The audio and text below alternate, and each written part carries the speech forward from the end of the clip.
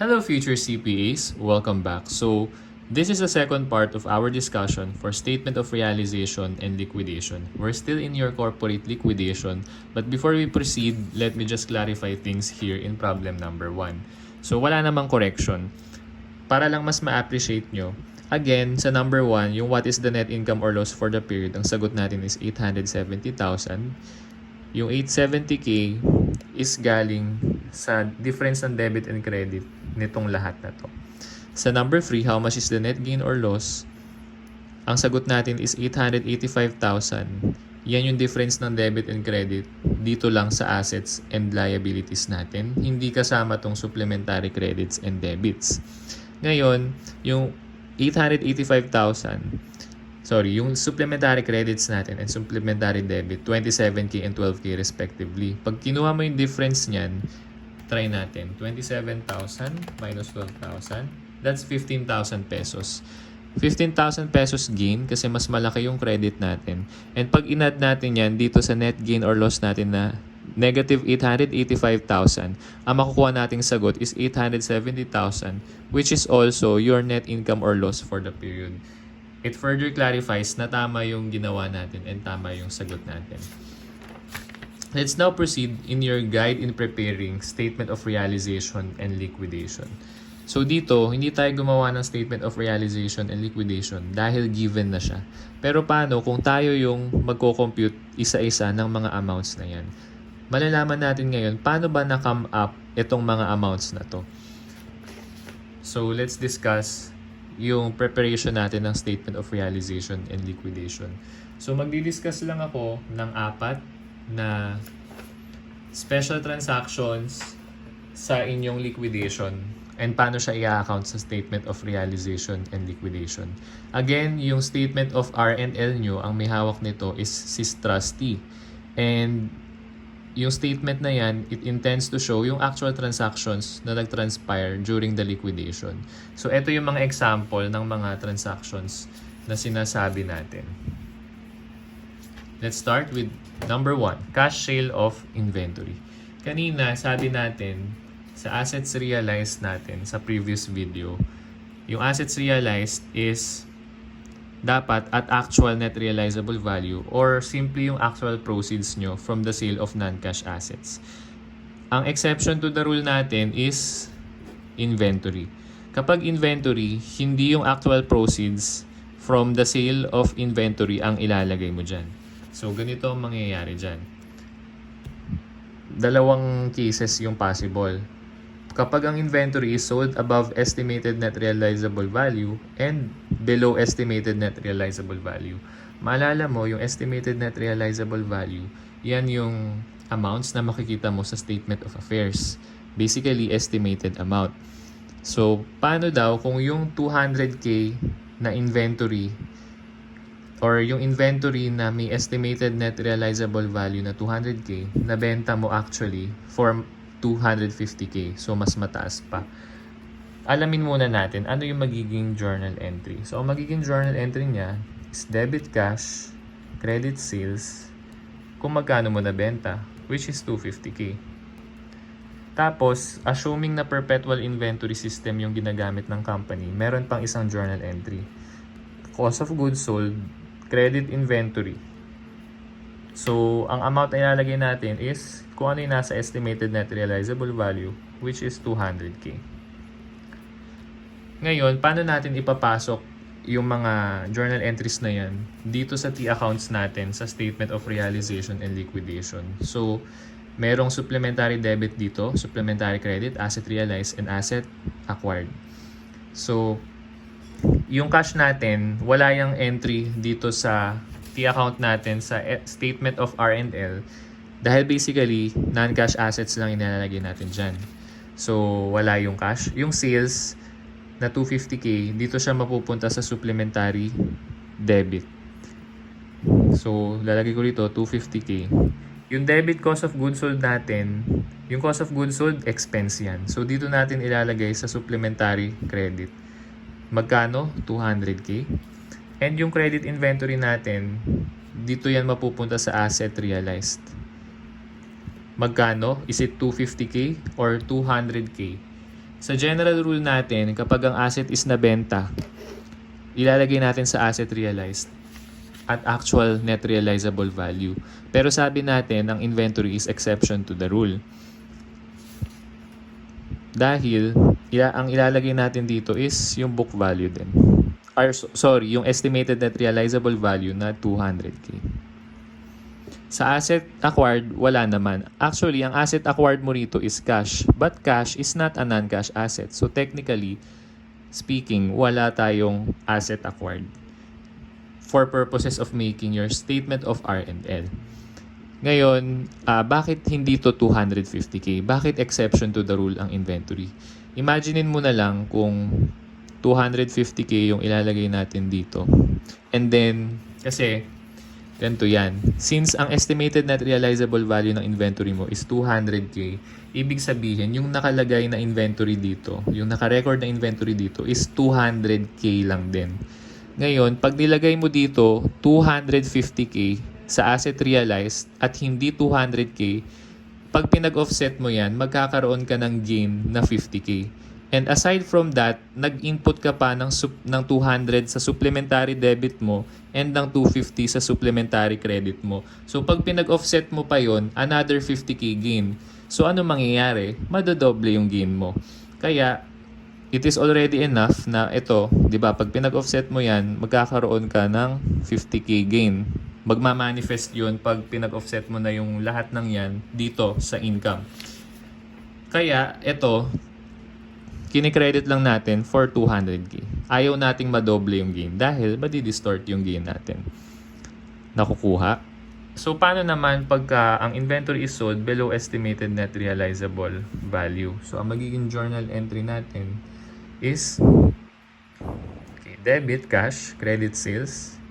If the inventory is sold for 180k, then that's 180k.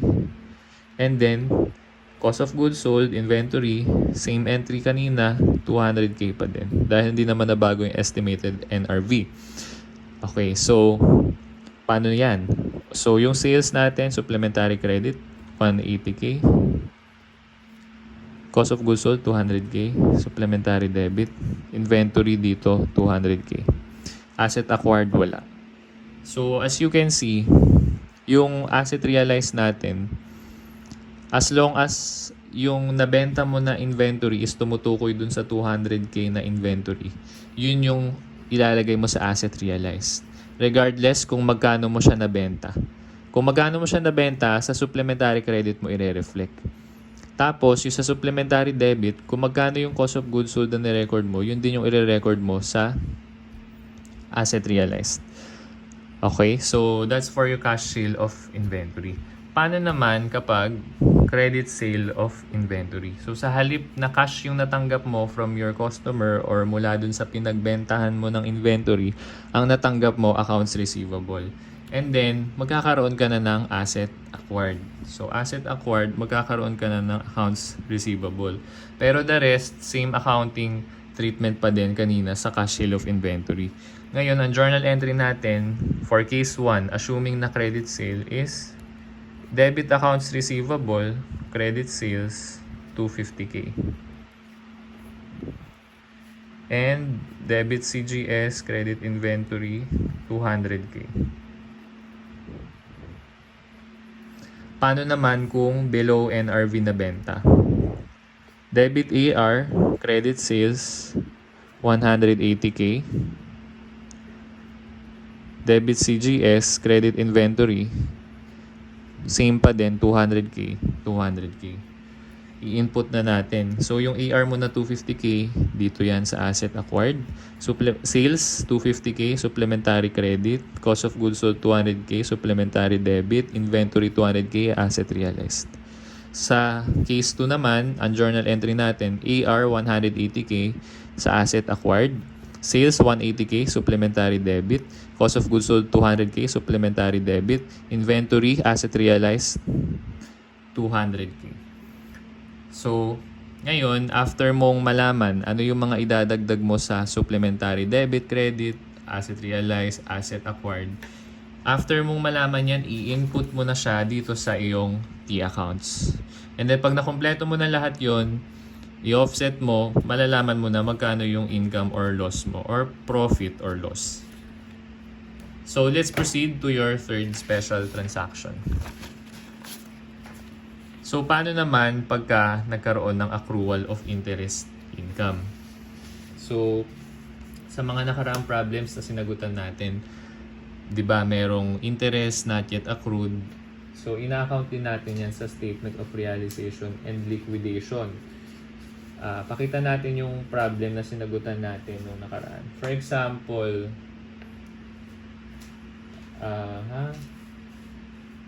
okay, sige. So, wala yung problem. Pero, pakita natin mamaya. So, number 3, accrual of interest income. Halimbawa, meron kang notes receivable. O kaya, notes receivable.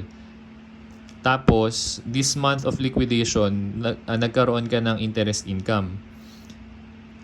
So, kailangan i-accrue mo yung interest income mo. Kasi hanggat hindi nababayaran sa'yo yung interest, yung principal ng notes receivable, kailangan mag-accrue ka pa ng mag-accrue ng interest income. Same goes with interest payable.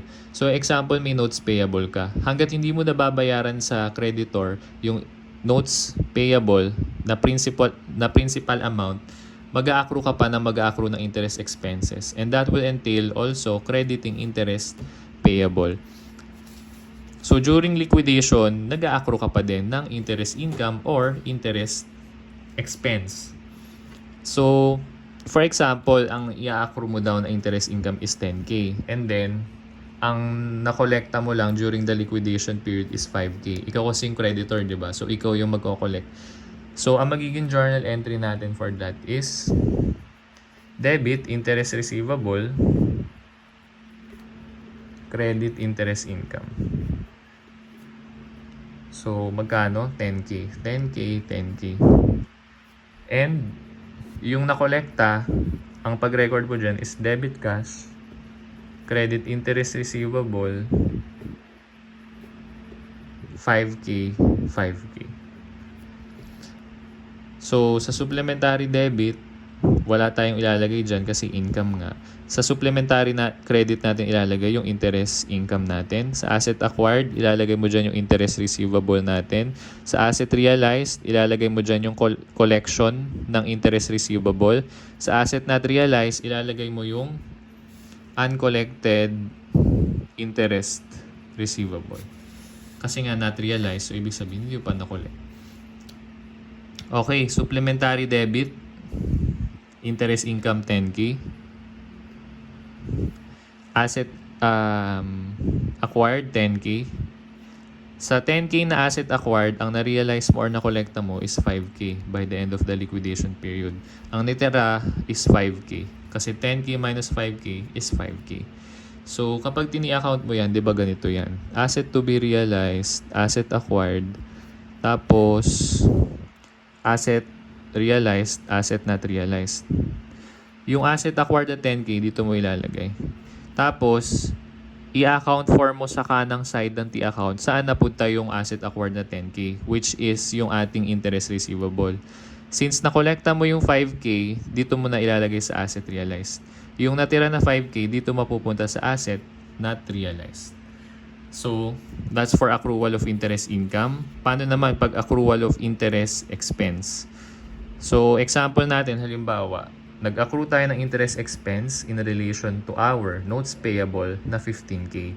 And meron din tayong in-accrue na interest expense in relation to your mortgage payable worth 20K.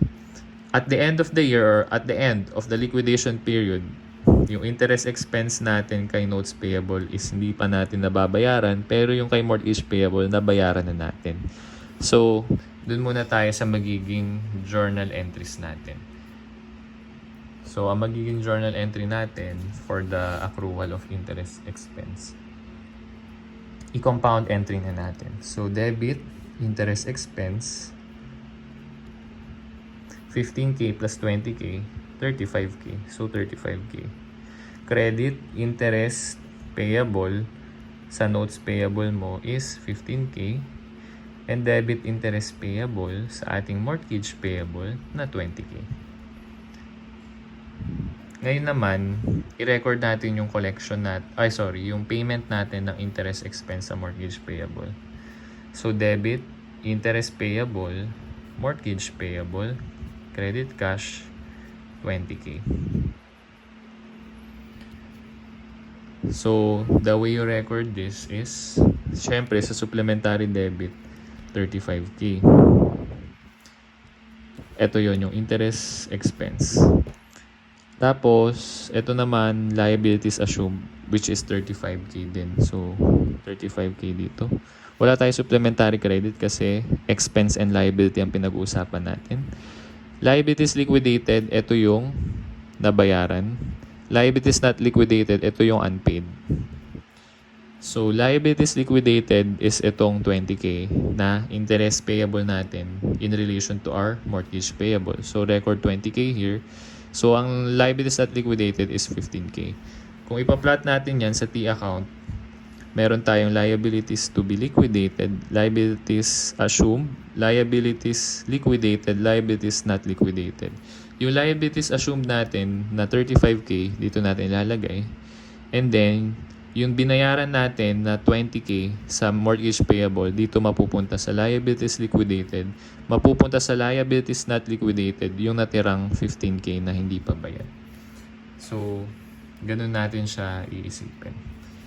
So now, we're done with your discussion of special transactions. Let's now proceed in answering your problems. So, ito na yung last problem natin for corporate liquidation. Ang pinapakompute sa atin is compute the net profit or loss of the trustee for the month of March. Let's read the given. Divide Corporation provided the following balances in March 1, 2025. So, ayan yung mga balanse. So, balances lang yung sinabi. In the statement of realization liquidation, the following data were extracted for the month of March. So, ito na yung mga actual transactions na ire-reflect natin dito sa mga amounts na to para magawa na natin yung statement of realization and liquidation. So, isa-isa itong bawat transaction na to, gawa natin ng journal entries para mas magets ninyo. After our journal entries, we will post them in their T accounts para malaman natin magkano talaga yung profit or loss natin. So, letter A, 25% of the existing accounts receivable at the beginning of the month was collected for only 9,000. So, our journal entry is debit cash, credit, accounts receivable, 9,000. Next, letter B, 150,000 of the total inventories were sold for 180 cash. So, ang inventory natin, kung titignan dito sa SOA natin or Statement of Affairs, is 225,000. 150 daw dyan is nabenta na. So, ito yung inventory, 225. Yung 150K, yan yung nabenta na. Magkano nabenta? 180,000.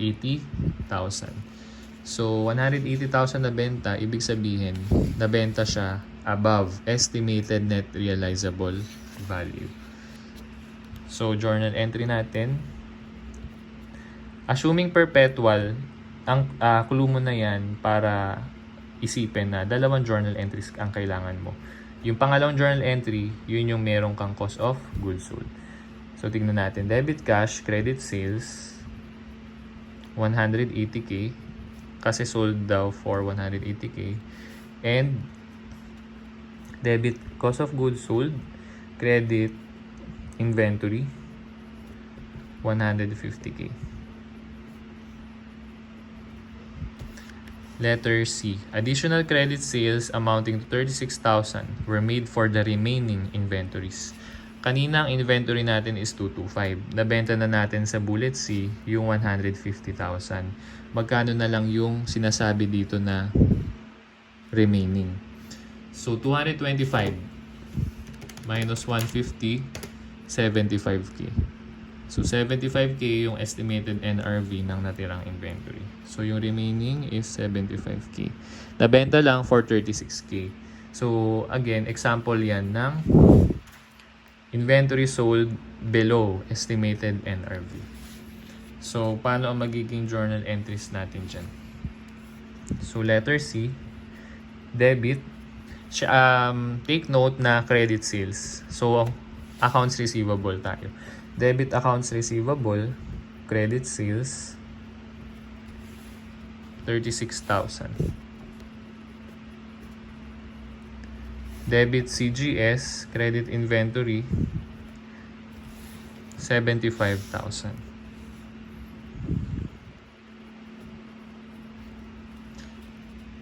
Next, letter D, equipment was sold for 45,000.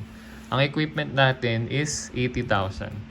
So, ibig sabihin, loss tayo. So, letter D, debit cash, credit equipment. Ang equipment is 80,000. So, 80K. Ang cash natin, 45K. Ibig sabihin, meron tayong ire-record na loss worth 35K. Letter E. Interest not accrued for the month where for the notes payable 15,000, for the mortgage payable 20,000, and for the notes receivable 10,000. So mag-accrue tayo ng interest. Let's journalize. So letter E, interest expense, debit interest expense, credit interest payable dun sa notes payable natin, and credit interest payable sa mortgage payable natin. So magkano raw? Sa notes payable 15K, sa mortgage payable 20K. So notes payable 15K, mortgage payable 20K. So ang interest expense mo talaga is 35K. Actually, yan yung example natin sa drill kanina.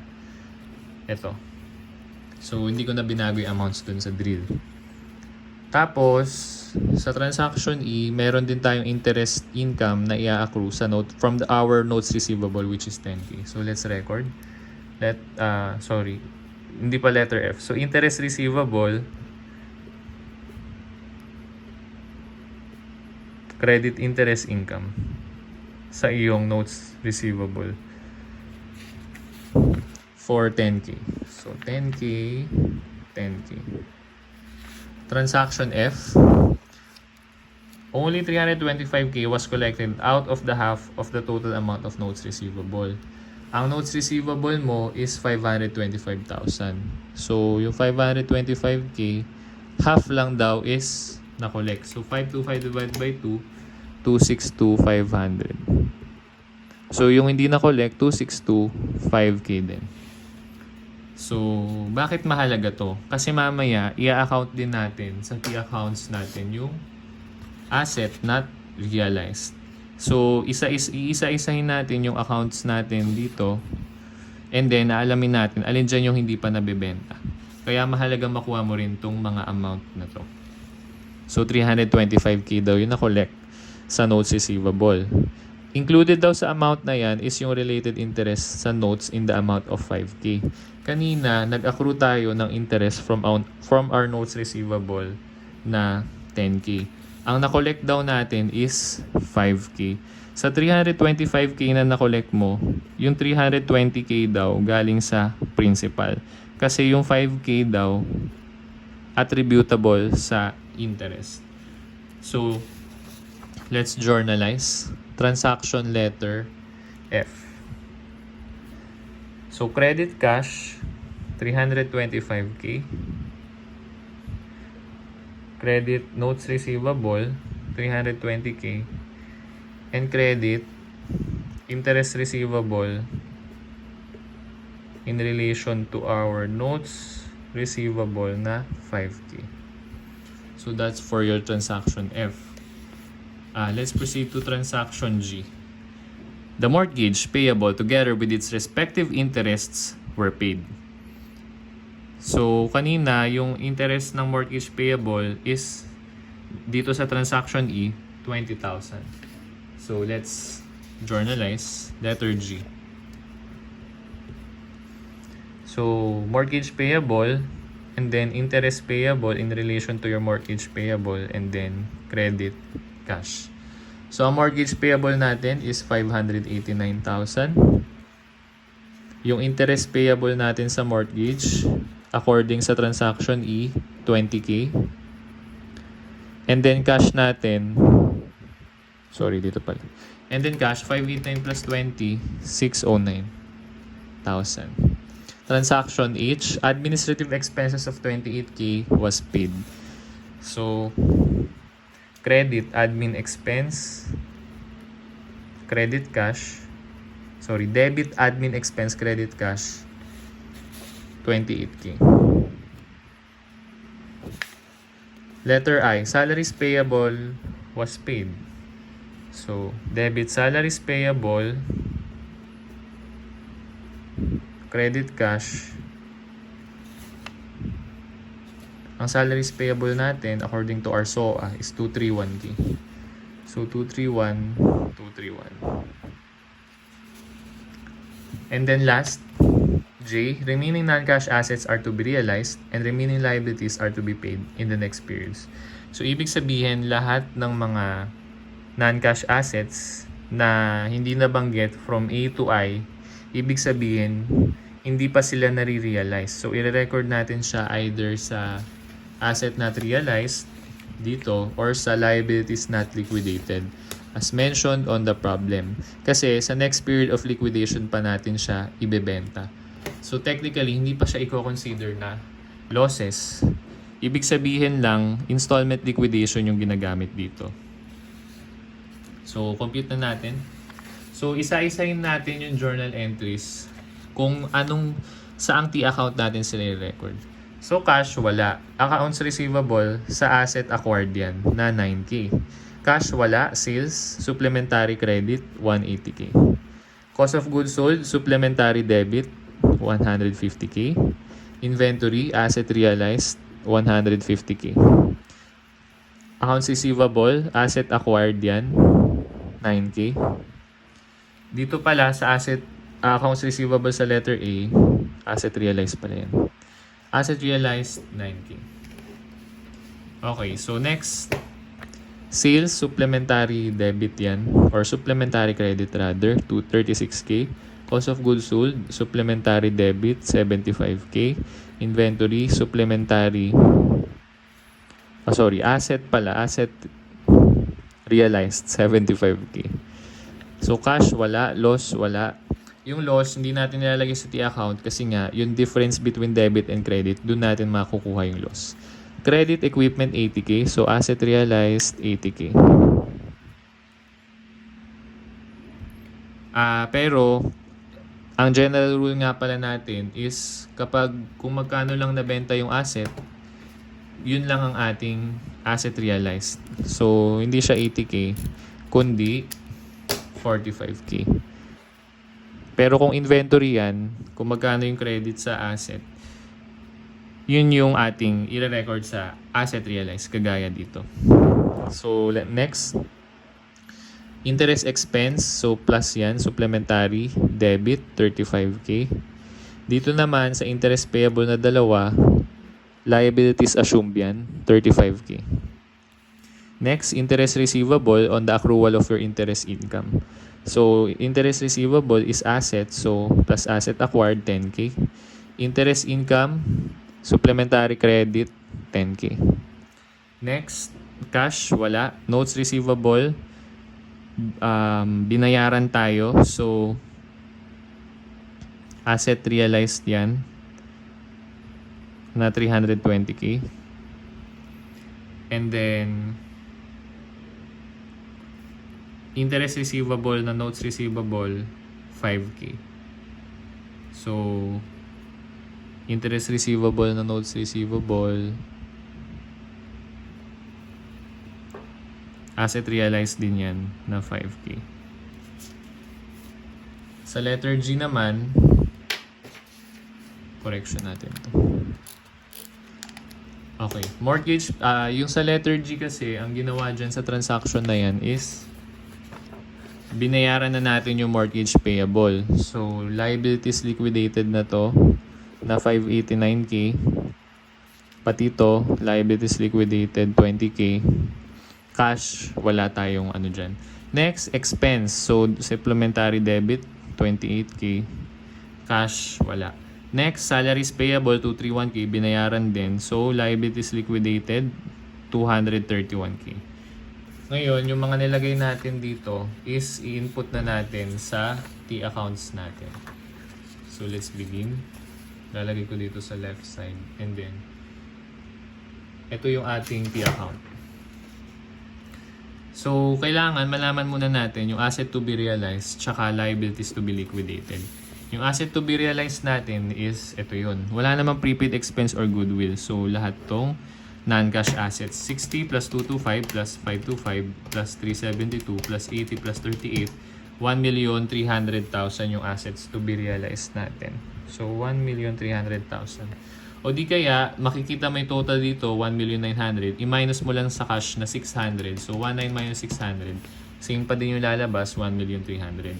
Sa liabilities to be liquidated natin, hindi itong 19 kasi meron kang equity accounts dito. So, basically, ito lang yung liabilities mo. So, 200 plus 517 plus 589 plus 231 plus 98. 1,635,000. Liabilities to be liquidated, 1,635K. Okay, so record na natin yung mga transactions natin para i-reflect natin sa T accounts. So, asset realized, 9K. So, 9K dito. Sa asset realized, 9K. Next, supplementary credit, 180K. Supplementary debit, 150K. Asset realized, 150K. Asset acquired, 9K. Asset acquired, 9K or 36K. Bakit kaya 9K ito? Bale, 36K yan. Correction lang. So, 36K. 36K. So, asset acquired, 36K. And then, supplementary credit, 36K. So, dito siya. And then, supplementary debit, 75K. Asset realized, 75K. Asset realized, another 45K. Supplementary debit, 35K. Liabilities assumed, 35K. Asset acquired, 10K. Supplementary credit, 10K.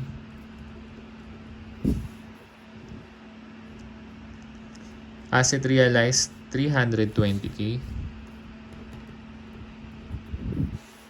Asset realized, 5K. So, another 5K dito. Ayan. On our next page. Liabilities liquidated, 589K. Liabilities liquidated, another 20K.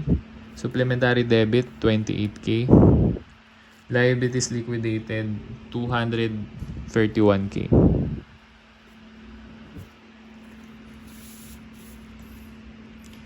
So, hanapin naman natin ngayon sa ating final step yung asset not realized and liabilities not liquidated. So, for that, titignan lang natin dito sa statement of affairs to double check. So, yung cash, hindi naman yung kasali. Yung accounts receivable, sabi kanina, 25% pa lang daw yung nakokolekta at the beginning of the month. So, ibig sabihin, yung 75% is not realized. Kasi, from B to F, or from B to J, wala na tayong makikitang information about your accounts receivable. So, 60,000 times 75%, ang asset not realized natin for your ER is 45,000. So, asset not realized, 45K. So, okay tayo sa accounts receivable. Sa inventory, lahat naman na is nabenta na. So, okay na yan. Notes receivable, 525K. Half lang daw yung nakolekta. So, yung half hindi pa. So, 262.5K ka dito sa asset not realized. Next natin, okay na yung notes receivable.